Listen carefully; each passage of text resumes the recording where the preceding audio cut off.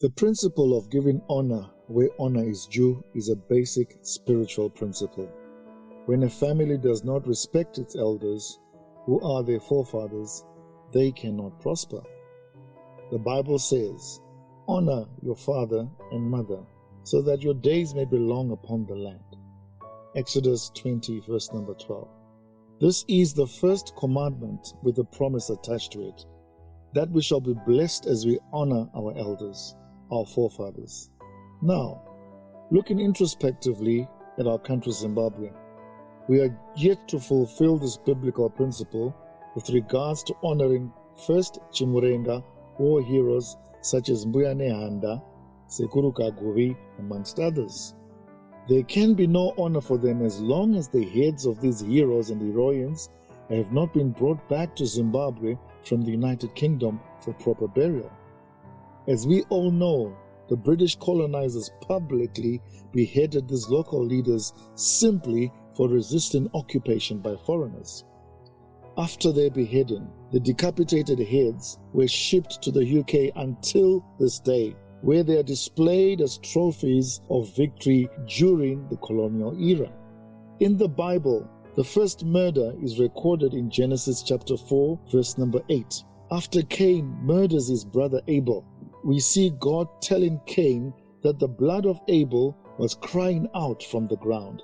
This then enlightens us to a spiritual principle that when one is killed unjustly, their blood does not rest but constantly cries out from the ground in like manner. The blood of Mbuya Nehanda and other freedom fighters whose heads were decapitated and shipped abroad cries out from the ground until now. There is therefore an urgent need to ensure proper burial arrangements are made.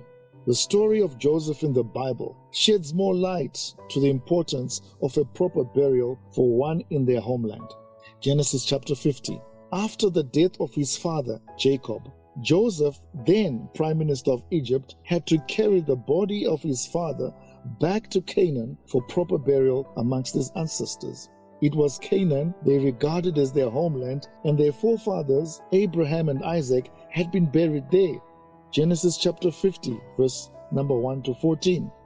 Joseph himself gives command to the Israelites that when the Exodus takes place, they should carry his bones from Egypt for proper burial in Canaan amongst his ancestors, and that's Genesis chapter 50, verse number 24 to 26. Indeed, when Moses led the Israelites out of Egypt to Canaan, they carried the bones of Joseph with them. Today, in Zimbabwe, we have broken a basic but critical spiritual principle, that of honoring our forefathers. The heads of our forefathers are in the UK, whilst we desire peace and prosperity here at home. Until we bring these heads back home and give them a proper burial, we shall continue to be undermined and ridiculed.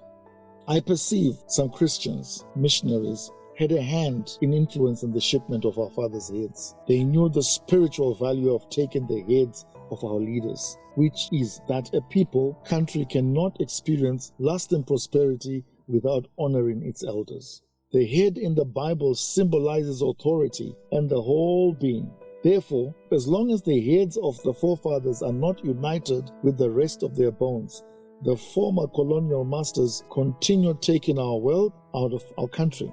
In essence, they can continue having authority because they have their heads in possession, our symbols of authority. Zimbabwe is one of the richest countries in the world in terms of mineral resources. It has the best soils and climate for farming, and yet many people are suffering. Indeed, this could be rightly attributed to many political and socio-economic factors, but primarily we must look at it from a spiritual perspective.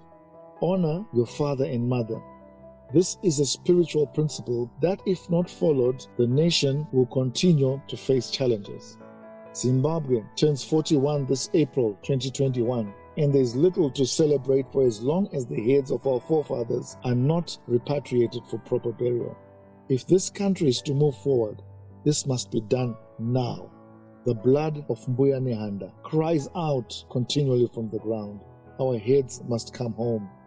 Let us honor these gallant freedom fighters, our forefathers who died defending our heritage.